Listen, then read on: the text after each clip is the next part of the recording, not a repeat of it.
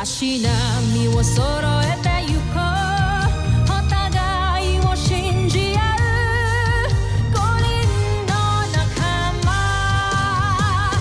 ボルテス5に預けた命飛ぶぜ宇宙の果てまでもみんなの笑顔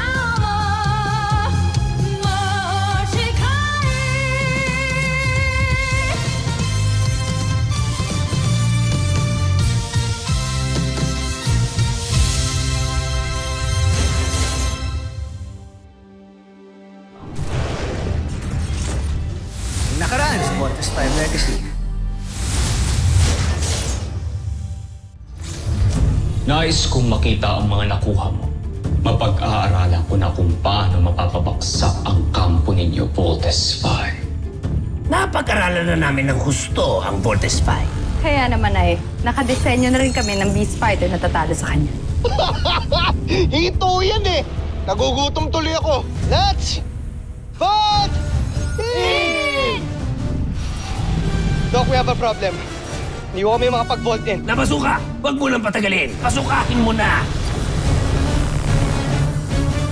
Voltes team! Little John, tanggalin mo to, please. Doon lang kayo. Ako lang ang babalik sa laban.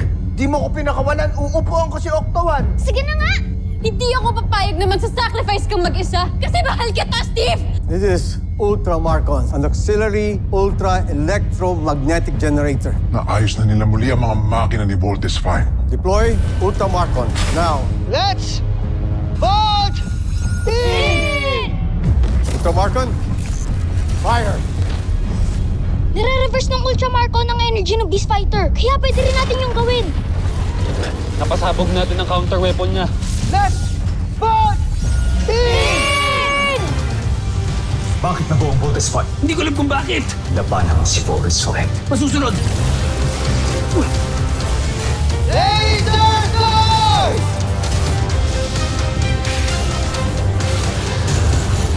Team, dinner on B. Ulam, inihaw na hito. Hindi mo ko pwedeng mahalin. Kalimutan mo yung nararamdaman mo sa akin for your own sake. Oo, mahal kita. Bilang kaibigan. So huwag kang feeling. Kasi hindi ako isang tangang mafafall sa isang mayabang na tulad mo. Hala, may tao! Kuya! Kuya, gising! Nakapasok na pala siya sa kampo ng Voltes 5. At siguradong magtatagumpay siya sa kanyang misyon. Ako si John Armstrong. Nandito ko sa medical bay ng Camp Big Falcon. Anong gagawin niyo sa akin? Gusto lang namin makasigurado dahil minsan pinasok na kami dito ng mga kalaban. Yung tawag natin Bosenians. Let's do the bioscan.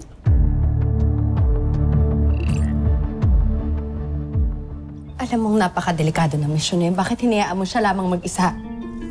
Ganito yan, Elsa. Huwag kang mag-alala, General Sandra. Hanggat nakikita niyo yung pulang tuldok na yan, ibig sabihin, ligtas ang ating prinsipe. At hindi nila malalaman ang kanyang sikreto. Dahil suot pa niya ang pulseras.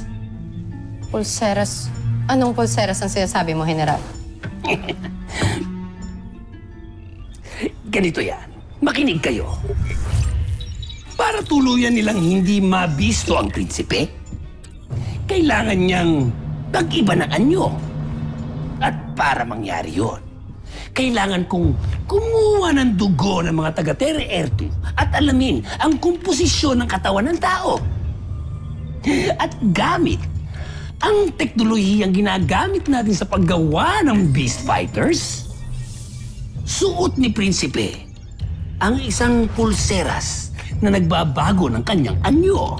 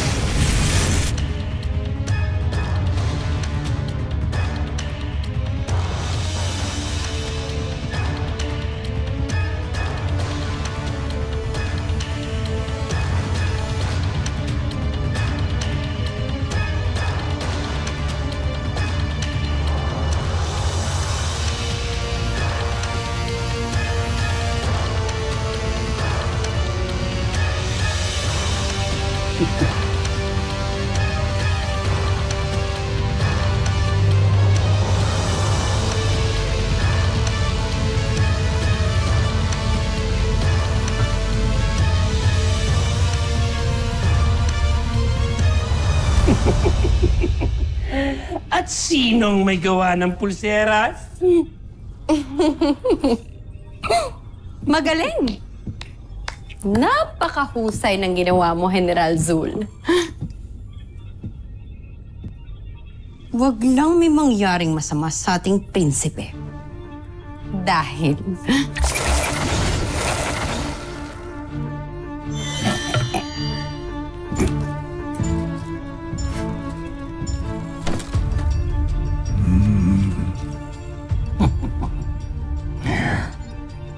Ramdam na ramdam kong pagmamahal niyo sa akin.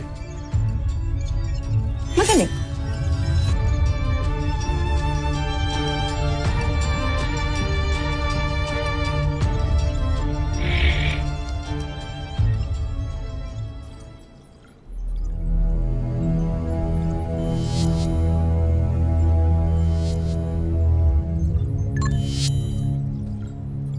He's cleared. He's a human being. See? Kaya tama lang na tinulungan ko siya. Tama yun, best friend. Kapag may tao na kailangan ng tulong, kailangan natin tulungan. O, Iho. Kumusta na ba ang pakiramdam mo yan? Maayos na ako. Kaya ko na siguro. Aalis na ako dito dahil ayoko pang storbohin kayong lahat. Maraming salamat sa inyong lahat. Lalo na sa'yo. Utang ko sa'yo ang buhay ko, Little John. Okay lang yun, kuya. You're very welcome po. O siya, sige. Hayaan natin siyang mapagbihesan. Let's go, let's go.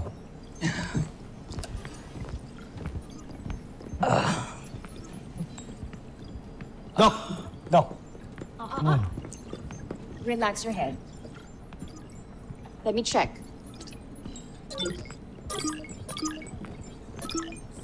He's fine. He's just probably tired from his ordeal. Siguro maayos kalagayan mo, Manuel. Siguro, magpahinga ka muna dito bago ka umalis. Dr. Smith, okay lang ho ba yun? Bakit dito pa? Pwede naman siyang ihatid sa ibang ospital sa mainland, ah. Eh, ospital lang din naman to, ah. Tama si Little John, Mark. Di naman siya kalaban eh. Saka nakita naman din na tao siya, so wala naman tayong dapat ipag-worry. Anong wala? Alalahanin mo nga, Jamie. Tao rin na nagtangka sa'yo dati. Di ako masamang tao. Kung di lang ako nanghihina, alis na talaga ako dito. Nala. You stay. At least man lang overnight. Siguro by tomorrow, you'll feel much better. Pero meron kang dapat sundin na protocol. Importante. Hanggang nandito ka sa medical bay, hindi ka pwedeng umalis ng kwarto mo. Is that understood? Maraming salamat. Sige. Let's go. Higa ka muna dyan. Magpahinga ka. Palakas. Rest well, Kuya Manuel.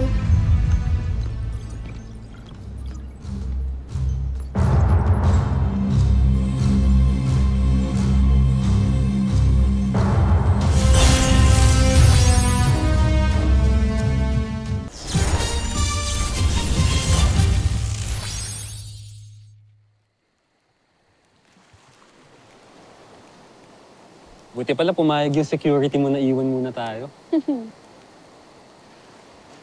Natin to, ah. Sarap ng marshmallow. It's tender, it's juicy, medium rare, no? Tingnan mo sa loob. Sarap! Buti nga ngayon, ready to eat na eh. You know, back where I come from, everything needs to be prepared pa. Kasi kapag lumaki ka na mag-isa, kailangan mong matutunan lahat. Hanggang sa pag-prepare nung... Di bala na. Hindi mo rin naman maintindihan sinasabi ko. Bakit naman? Look. Pinanganak ka na nasa iyo na lahat ng kailangan mo. And I also know that you're an oldie child. You might think na it's the same, but it's really not. Alam mo, kaya parehas lang naman din tayo mag-isa naman. Yeah, oo. I may have had everything I needed growing up, pero sa magulang, lagi naman din silang wala eh. Lalo na si Daddy. So, in a way, parehas lang din tayo mag-isa naman. Kawawa ka naman pala, no? Kasama mo lang sa bahay mo, yaya mo. At yung iba mo pang maids.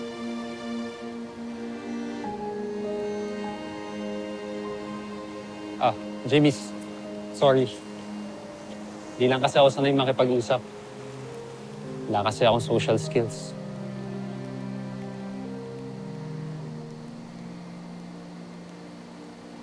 Pasensya na.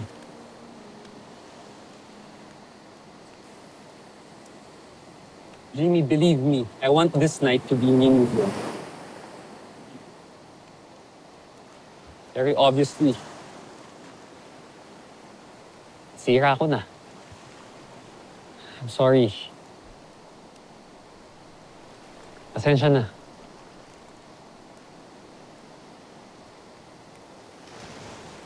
You want this night to be meaningful. Mark, ano ba to? Ano bang ginagawa natin? Bakit ginagawa mo para sa akin to? Hindi naman pwede na palagi mo na lang ako iniiwasan pagdating sa ganito. Kailangan natin i-define kung bakit, what this is. We have to define what this is. Hindi naman pwede na palagi na lang ako ng kukula, palagi na lang ako nalilito. Ano ba, Mark? May gusto ka ba sa akin? Hindi pa ba obvious, Jamie? Hindi pa ba obvious na gusto kita? Pero wala naman ako ina-expect na sagot, okay?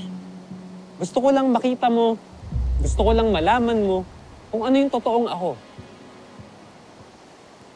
Na hindi ako masamang tao. Alam ko naman na mabuti kong tao eh. I know that you have a good heart. I know that you're a good person. I know that you're a good friend. Pero, for now, that's all I can give. But I'm your friend.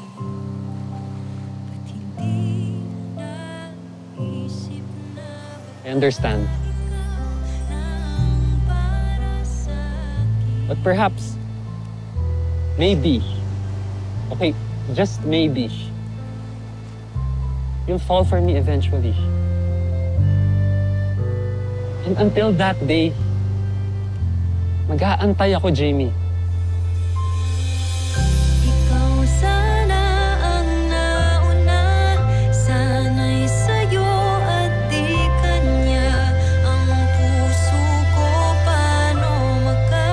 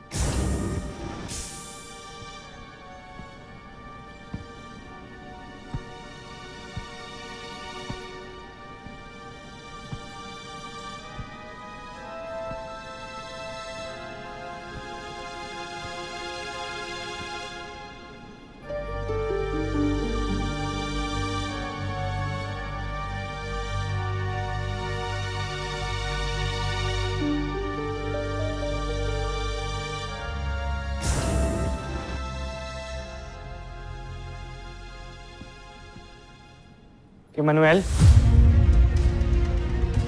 Ano ginagawa mo dito? Ano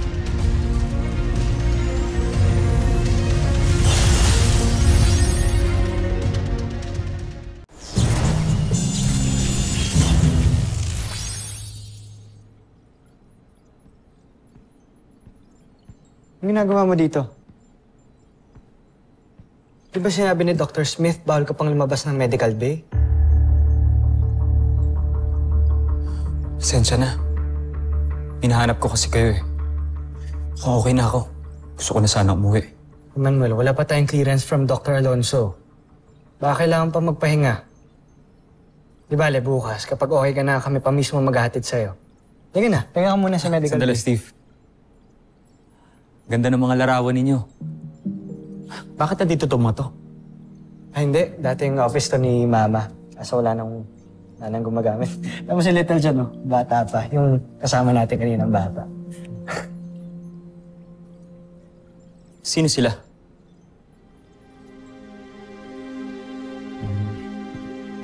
Mga magulang namin.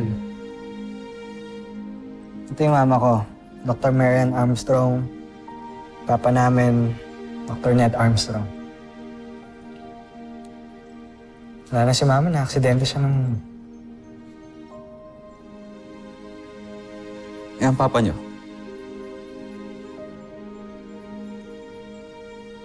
We don't know. Hindi namin alam kung patay ba siya or kung nasan man. Kasi hindi namin alam eh, kasi naalala ko lang dati, nung mga bata kami, sakay siya ng isang malaking spaceship eh. Feeling ko, umalis siya para pag-aralan yung kalawakan, ibang mga planets. Ibang planeta? Yeah. Mars, Jupiter. Di ko alam. Eh, doon lang naman pupunta yung mga malalaking spaceships, di ba? Pero hindi namin talaga alam kasi hindi na siya bumalik. No goodbyes, no closure.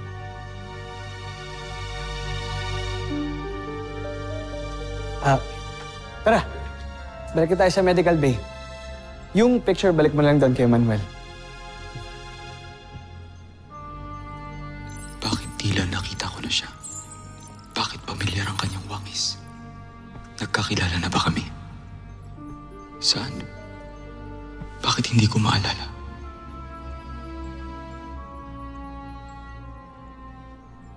Kay Manuel. Let's go.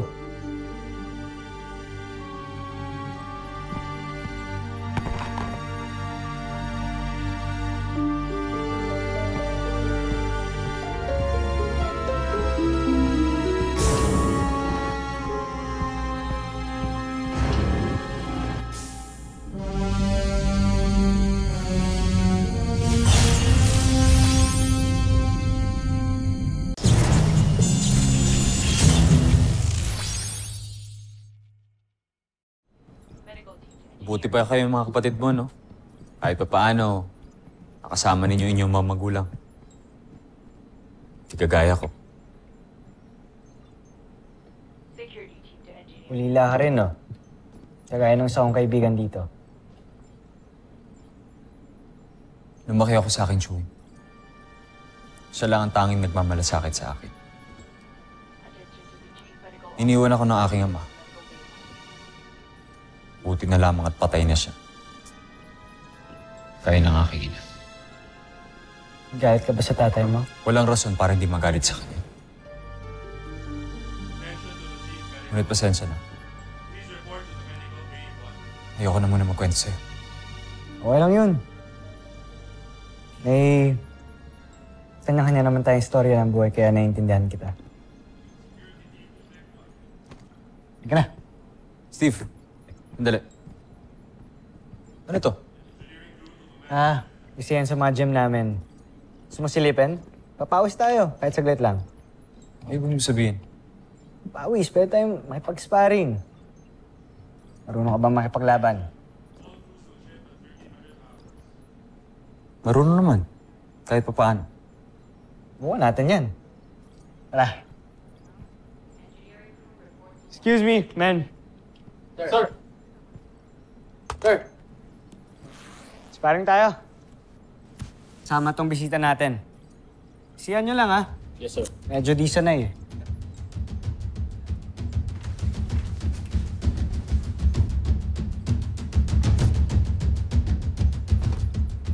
Ready, Kuya Manuel? Sige.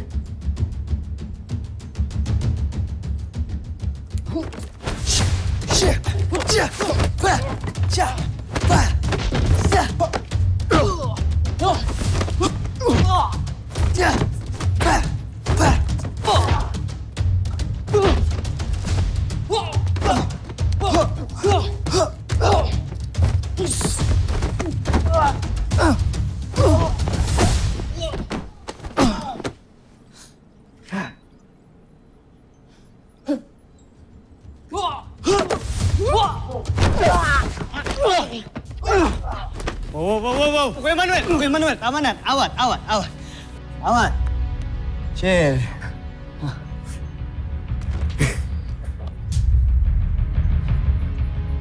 Sabi mo, hindi ka marunong. Alas kawawain mo na yung kasparing mo, eh. Niloko mo ata ako, eh. Magaling ka din naman, eh.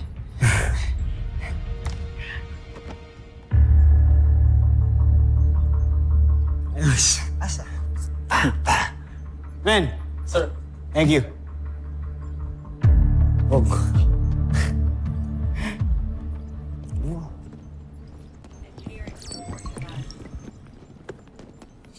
Go ahead and continue, Tom.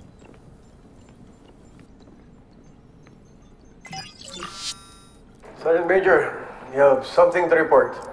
Dr. Smith, nakita ito ng tao ko a while ago. SO, ipakita mo yung video.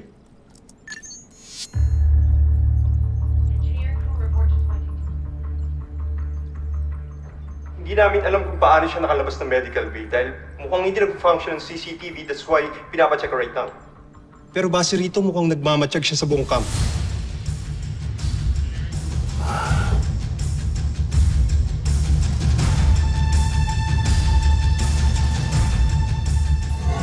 Susunod sa Voltas 5 Legacy. Bakit kasama niyo si Manuel?